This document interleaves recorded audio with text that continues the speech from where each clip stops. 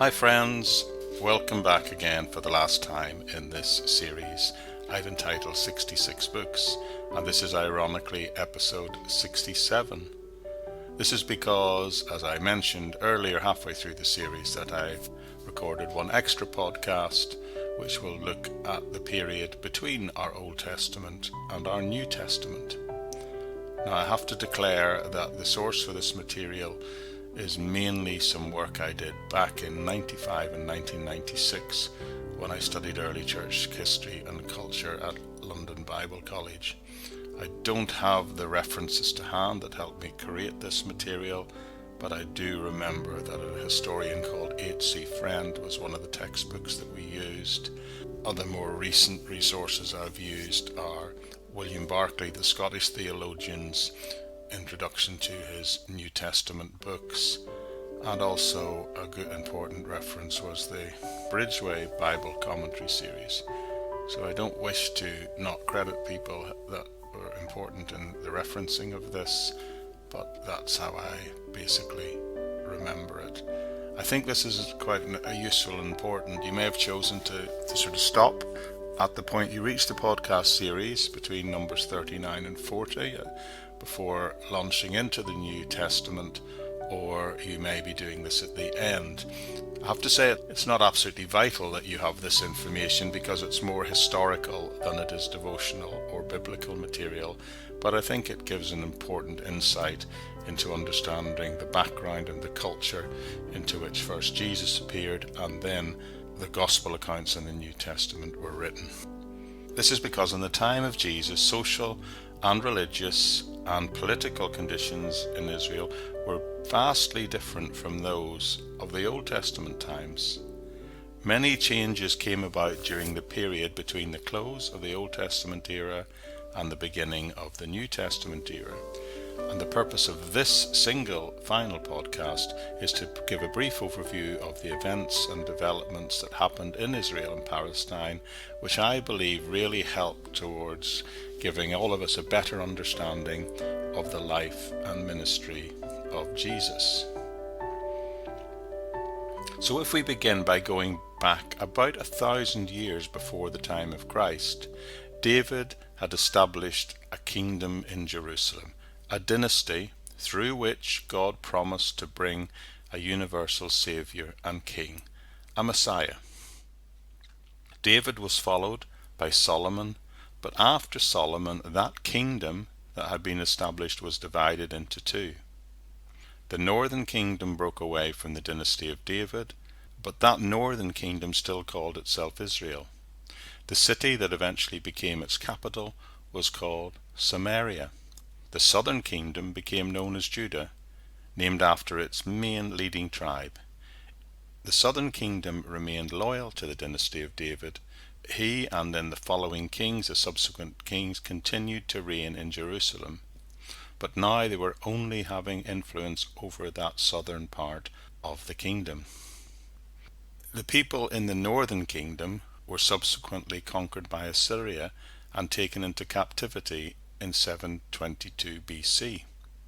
And these people became absorbed into the countries of their exile and to a great extent lost their national identity. But when the southern kingdom was conquered and taken into captivity into Babylon over 100 years later, they largely remained in the one region and they were able to retain some sort of national identity because they weren't scattered to such an extent. The people of Judah in the southern kingdom were called at that time the Judeans, and that became shortened to the term Jew, and we first see that appearing, or described for us rather, in Jeremiah 34 verse 9. After Persia's conquest of Babylon, where the Jewish captives were being held, they were largely allowed to return to their Israelite homeland. This meant that those who were called then to rebuild Israel were largely Judeans, or Jews as I said. But they also saw themselves as Israelites according to their original meaning, for they were descended from the man whose name was Israel, Jacob in other words. But now we come to the Samaritans. Now the Samaritans were a race of people who had emerged after the Syrian conquest of the northern kingdom. The Assyrians' policy was to move captured people into other countries. Therefore, they took the Israelites into foreign captivity, and different to the south, they resettled those people in other parts of the empire, scattered them throughout their empire, mainly in the region around Samaria. Now, these people had heard about the God of Israel, Yahweh, and decided to try and avoid punishment from Israel's God by combining the worship of Yahweh with their own religious practices. They also intermarried to a great extent with the Israelite people still in the land, resulting in the emergence of a new racial group called the Samaritans. By the time the Jews had to return to Jerusalem after Persia's conquest of Babylon, the Samaritans were very well established in the land. When the Jews began to rebuild the temple, the Samaritans offered to help, but the Jewish leaders rejected that help. They saw the Samaritans as a people of mixed blood and mixed religion, and feared that they would introduce corrupt ideas into Israel's worship of Yahweh. The Samaritans reacted angrily to this rejection, and they opposed the Jews throughout the whole building program, and that is described for us in both Ezra chapter 4 and Nehemiah chapter 4.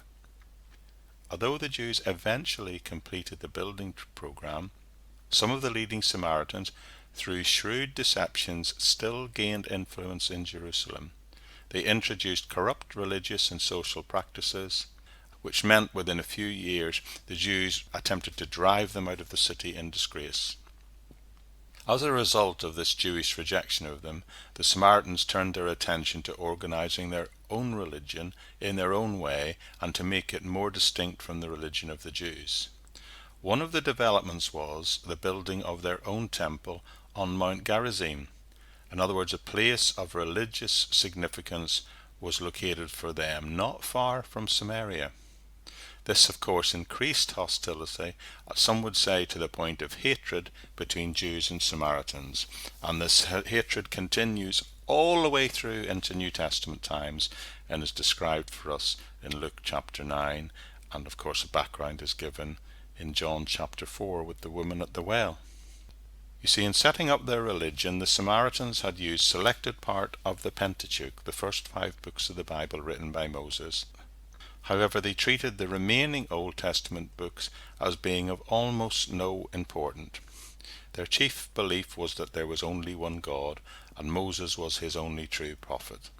The law of Moses was therefore the only authoritative teaching, and Mount Gerizim, in their eyes, soon became the only true place of worship.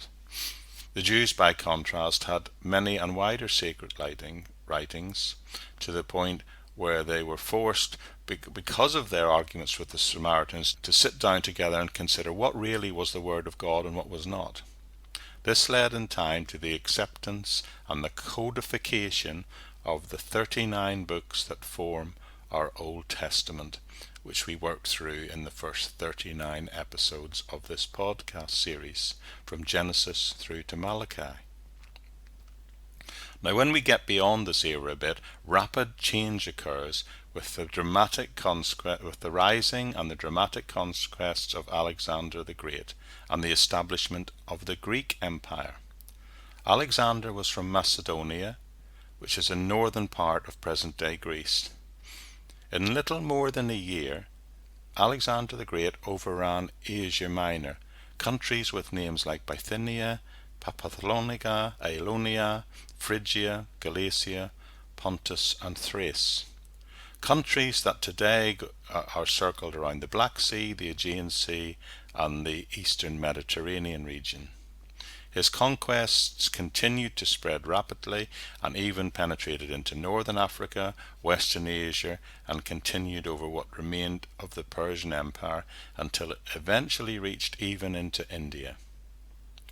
But the important point to note is that wherever Alexander went, wherever the Greeks went, they planted Greek culture. The Greek language became commonly spoken throughout the whole region and remained so right up into New Testament times. And it continued in spite of the rise of Roman power at the time in the run-up to the appearance of Jesus. People in local regions still continued to speak their own languages, and in fact the Jews of Jesus' time in Palestine spoke Aramaic, but they also usually spoke Greek as well, and the New Testament was written in Greek. Now Alexander died in some sense at the height of his power in 323 BC, but the vast empire was divided amongst his generals. In the early days after the breakup, there were 4 dominant leaders, but the power struggle amongst them and with others continued for the next 20 years. By 301 BC, there were 3 main sectors in the divided empire. One in the west, centered around Macedonia, and 2 in the east, centered around Egypt in the south and Syria in the north. At first, what we would call Palestine was within the Egyptian sector, where each of the Greek rulers took the name Ptolemy, under whom the Jews had a reasonably peaceful existence. During this time, in the recently built city of Alexandria in Egypt, a group of about 70 Jewish scholars translated the Hebrew Bible into Greek. That's the point it happened. The translation became known as the Septuagint, named after the 70 who translated it. In New Testament times, both Jews and Christians used the Septuagint as well as the Hebrew Old Testament. When the New Testament writers quote the Old Testament, they are usually quoting the Septuagint rather than making their own translation from the Hebrew. During this time, wherever the Jews settled, they built synagogues. These were the centers for prayer, worship, teaching and fellowship, but also the administration of local Jewish affairs. The synagogue leaders became the acknowledged leaders of the local Jewish community. The chief elder was known as the ruler of the synagogue, and we see that term used in Mark chapter 5 and Acts 22. These elders had the power to punish wrongdoers, even to the extent of flogging them or expelling them from the synagogue community. Although the Jews were ruled politically by Rome in the time of Jesus, many local features of the Jewish way of life went on throughout and during the Roman occupation. Now, during the time of someone called Antiochus IV Epiphanes, who was a Greek-influenced king who reigned from 175 BC until his death in 164, now he mistakenly believed that the Jewish people were rebelling against him. He therefore invaded Jerusalem and killed Jews in their thousands and made other slaves. He also burnt the Jewish scriptures and forced Jews to eat forbidden food and forced them to work on the Sabbath day.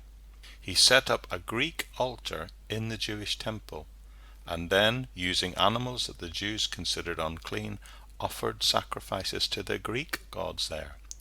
To Jews, this was the ultimate horror and abomination. The prophecy of Daniel chapter 11, that the abomination that makes desolate, seemed to many of the Jewish people of that time to have been fulfilled. But Antiochus failed to realize that the Jews were zealous for their religion, and they would not stand idly by and allow him to destroy it in this most provocative and abominable way.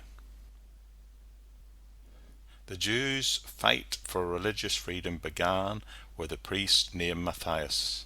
He had 5 sons, all known as the Maccabees, after Judas Maccabee, his oldest son and the leader of the group. They escaped from Jerusalem, put together a small army, and began to carry out surprise attacks against the force of Antiochus.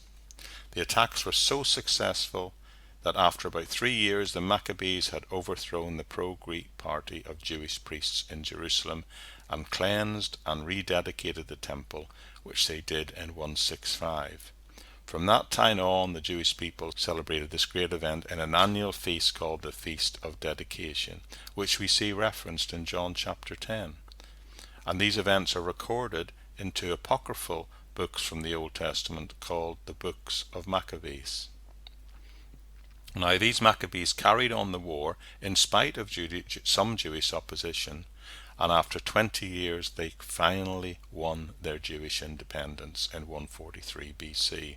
So after 450 plus years under Babylonian, Persia, then Greece, the Jews were free again. However, even though they were free, they were now very clearly divided, and they were under the domination of 2 major parties. And this is where we see the beginnings of the political culture into which Christ appears. On the one side were the pro-political priests and leaders, who would later be known as the Sadducees. These were people who were wealthy, powerful, and were favored by the local rulers. On the other side were some very anti-political traditionalists, who would later become known as the Pharisees. They were often poor economically, and they had relatively little political power, but they were favored by the common people. The difference between the two parties increased as each developed its own unique belief and practices.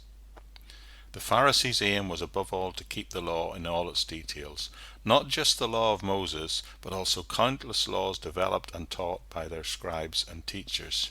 They were particularly strict in keeping rules related to religious observances such as fasting, tithing, Sabbath keeping, the taking of oaths, and ritual cleanliness.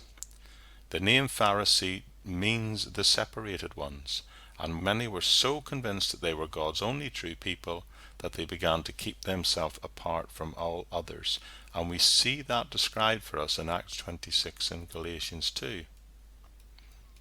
If the Pharisees were the party of the lawyers, the Sadducees were the party of the priests. Their name probably came from Zadok, a priest of Solomon's time, whose descendants were regarded as the only legitimate priests. We are told that in 1 Kings chapter 1 and Ezekiel 44. The Sadducees' strategy was to use the religious and political structure of Jewish society to gain power for themselves. Since they controlled the priesthood, one of the main channels of power, it suited them to strongly emphasize the temple rituals. However, they had little interest in the traditions of the Pharisees, and the only Jewish law they acknowledged was the written law of Moses. Furthermore, the Sadducees did not believe in the continuing existence of the soul after death. They didn't believe in the resurrection of the body and the directing guidance or will of God in life's events or in their own lives. They also didn't believe in the existence of angelic beings, and we see Jesus on several occasions addressing these false beliefs of this group in Matthew 22, for example, and there's also reference of it in Acts 4 and Acts 23. So you see, this Greek influence system ruled for almost 100 years. During this period, the rule of the Pharisees was the one that suffered the most, and they took the opportunity and welcomed the chance to reverse the situation when a later queen of the Greek-based system showed herself somewhat favorable to them. But when she died, fighting broke out between her two sons, ironically one of whom who favored the Pharisees and the other the Sadducees. Now at that time, Rome was spreading around the region, particularly getting very close to Palestine, and a general called Pompey had an army nearby in Syria. The conflict became so bad between these two groups that both sides asked for his help. Pompey settled the dispute by simply leading his army into Jerusalem and taking control for himself. Thus, approximately 60 years before Jesus appears, Jewish independence finally came to an end, a complete end, and the Romans were now in situ. Now, one of the two brothers who sought Rome's support was appointed by the Roman administration as a political head and high priest of Judah. He proved to be a weak leader. He was very much under the influence of an old friend of his called Antipater, who cunningly planned to gain control himself. That friend Antipater came from a region called Idumea, which was a region in the south area of Judea, and was in fact inhabited by a mixture of Jews and Arabs, and the remains of the nation once known as Edom. In the end, Antipater was appointed governor of Judea, with his two sons in the top position under him. Antipater was eventually murdered and his sons overthrown, but one of his sons, who had developed even greater cunning than his father, escaped to Rome, from where he had himself appointed the new governor of Judea and given the title of king. And that person we know today as Herod the Great. Through treachery and murder, Herod removed all possible rivals, Then, having made his position safe, he began to develop and expand his kingdom. He ruled Judea for 33 years, from 37 to 4 BC.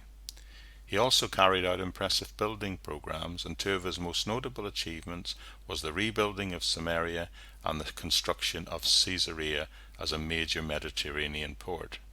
In Jerusalem, he built a huge military fortress, government buildings, and a palace for himself, but he also built a temple for the Jews. In spite of some of the benefits Herod brought to them, the Jews still hated him. This was partly because of his mixed blood. Though they know he identified as Jewish by religion, they also recognize this is just partly a strategy of his ruthlessness in murdering his way to get to his position and to hold it. And his willingness to go so far is well demonstrated by his massacre of the innocent babies at the time of Jesus' birth. Before he died, Herod divided his kingdom between the three of his sons, though they, like his father, could only rule with the authority that Rome gave him. The southern and central parts of Palestine, Judea and Samaria, went to Archelaus, a young man just as cruel as his father, but without his father's ability, we are told in Matthew 2. The northern port of Palestine, which is Galilee, and the area east of Jordan, Decapolis and Perea, went to Herod Antipas, the man who would later kill John the Baptist and who agreed to the killing of Jesus. These events described for us in Mark 6, Luke 3 and Luke 23. The areas north of the Sea of Galilee, Itrea and Trachonitis, went to Herod Philippa, a brother of the previous and a man of milder nature than the rest of the family. So this was now a period of direct Roman rule. Archelaus was so cruel and unjust that in AD 6 the people of Judah and Samaria asked Rome to remove him and govern them directly. From that time on, Judea and Samaria were ruled by Roman governors, or what were called procurators, with a headquarter in Caesarea. The procurators of Judah and Samaria mentioned in the New Testament are first Pilate, and then Felix and Festus.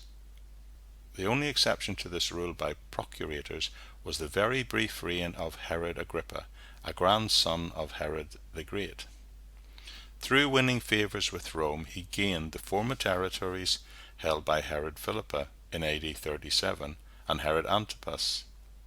In AD 41, he gained Judea and Samaria, and for 3 years he ruled almost the entire empire and kingdom of what had been under Herod the Great. But upon his death in AD 44, Judea and Samaria returned directly to the rule of the Roman governors. For the very first time, the Jews had to pay taxes to the Romans direct instead of through a Herodian ruler. When Rome conducted a census to assess this tax, a group of Jews led by a man called Judas, the Galilean rebel, claiming that it was wrong for the people of God to pay tax to a pagan emperor. Because of his zeal in trying to free Israel from pagan influence, this group became known as Zealots or Patriots and formed a minor political religious party in Israel. And that's described for us and attested to in Luke chapter 6 and Acts 1. These Zealots were so opposed to Roman rule that they were prepared to fight against it. Rome's mismanagement of Jewish affairs increased their determination, and they later revolted openly by taking control of Jerusalem. There was a great deal of turmoil and bloodshed during the following years, but the Romans gradually reasserted their control first in Galilee and then throughout Judea. It was into this background that Jesus appeared, lived, practiced his ministry, and was eventually crucified and died. Interestingly, in the years that followed on from the death and resurrection of Jesus, the Romans continued making a series of brutal and devastating attacks. At one point they reconquered Jerusalem and massacred the people, and they burnt the temple and left the city in ruins in AD 70. As far as Rome was concerned, the Jewish nation was now finished. and it was into this background that the New Testament writings of Paul, John, James, Timothy, Jude, and Peter appeared.